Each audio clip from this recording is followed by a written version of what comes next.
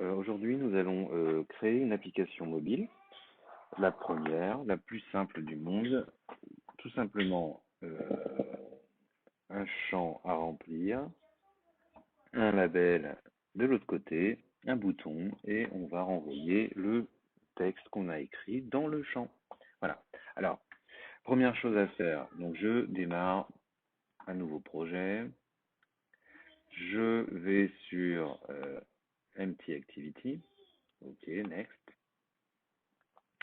Je crée le nom de mon application, donc tuto Android 1.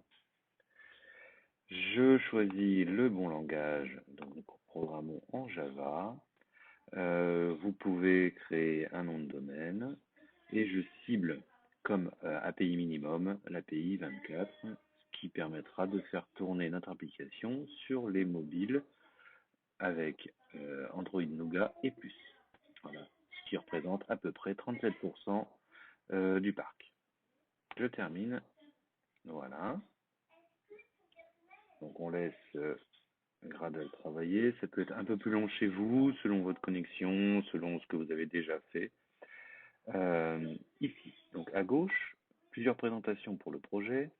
Donc on a un projet avec toutes les possibilités qui s'offrent à nous.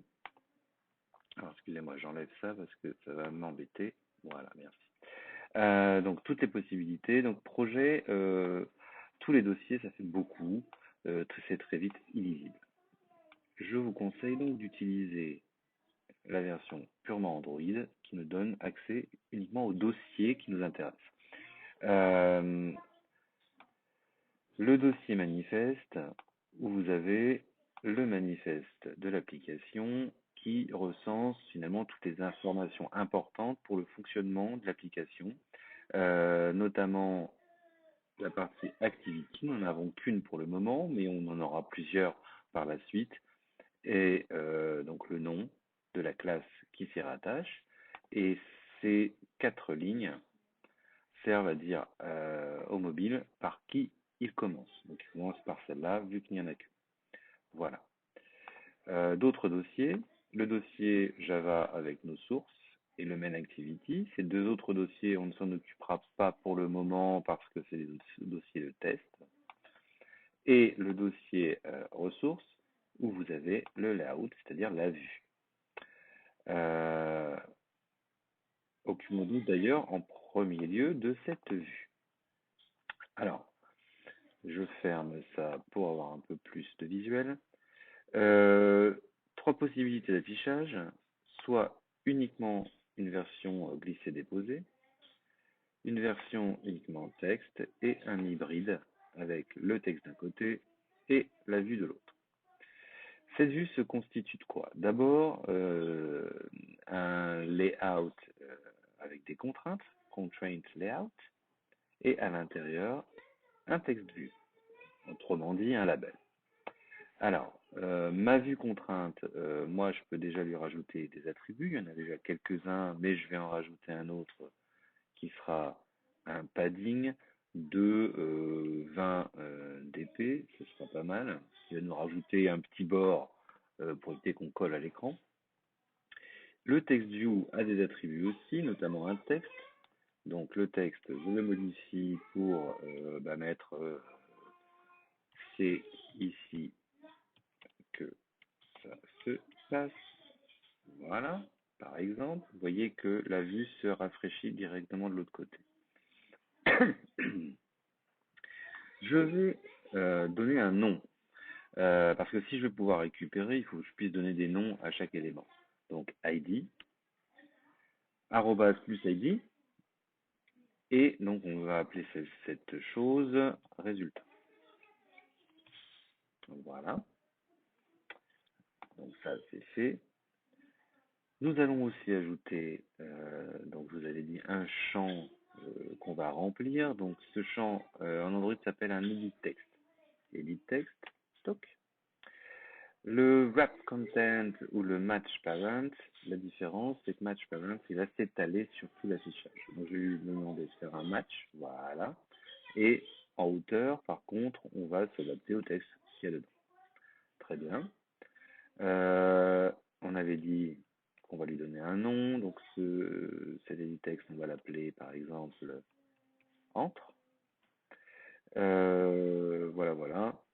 et pourquoi pas une indication, un hint, c'est-à-dire entrez votre texte ici.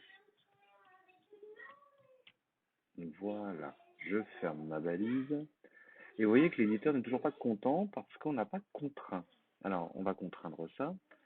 Vous cliquez dessus. Je contrains à droite, à gauche et en haut. Et ensuite, je peux le descendre un petit peu. Voilà. Et tout est retranscrit ici. D'accord. Alors, j'ai besoin aussi de quoi? J'ai aussi besoin d'un bouton pour pouvoir activer tout ça. Donc, majuscule B, bouton. Hop. Je vais aussi en largeur le faire dépasser et je vais ajuster à l'intérieur. Je rajoute un texte. Ce texte sera simplement Go. Et évidemment, je lui donne une identité et je l'appelle Go aussi. Voilà, voilà.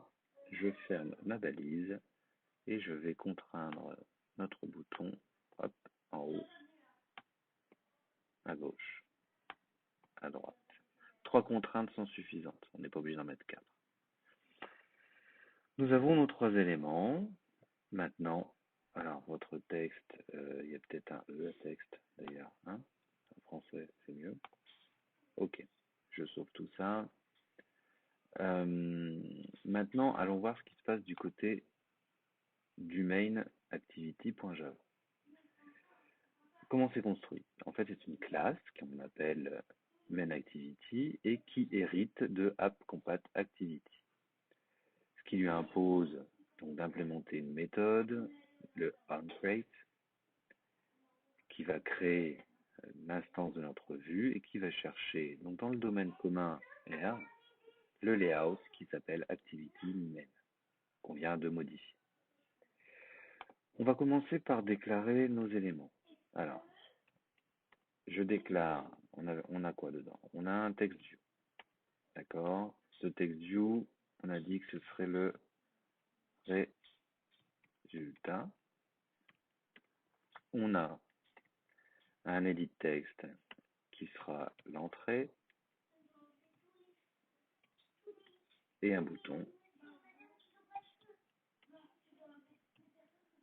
Oh, pardon. Bouton qu'on appelle Go, je l'ai appelé comme ça, c'est très bien. Ces 3 éléments, il faut les récupérer ici. Alors, qu'est-ce qu'on met dans résultat? Dans résultat. Même technique un petit peu qu'en JavaScript, je récupère ça dans ma vue. Donc en fait, c'est find view by ID. Je prends le domaine de l'application, ID, oh, pardon, r.id, le nom de l'élément. Donc j'ai commencé par résultat, il est ici. D'accord? Voilà. Donc là, j'ai mis dans ma variable l'élément. Ensuite, même chose avec le entre. Toc. Hop, je récupère. Et j'ai mon élément qui est ici. D'où l'importance de les avoir nommés tout à l'heure. Comme ça, je les ai tout de suite dans l'aide syntaxique. Et enfin, donc notre bouton qu'on appelle Go. Hop. Find view by ID r.id.go. Hop. Et on n'oublie pas le point virgule. Très bien. Alors, comment j'active ça maintenant? Je vais utiliser les écouteurs. Alors, comment mettre en place l'écouteur? Une méthode simple, c'est de dire je vais implémenter l'interface écouteur. Alors, c'est un on-click listener. Vous voyez qu'il souligne en rouge. Donc, je regarde ce qui se passe. Il faut implémenter la méthode. La méthode on-click, évidemment. OK.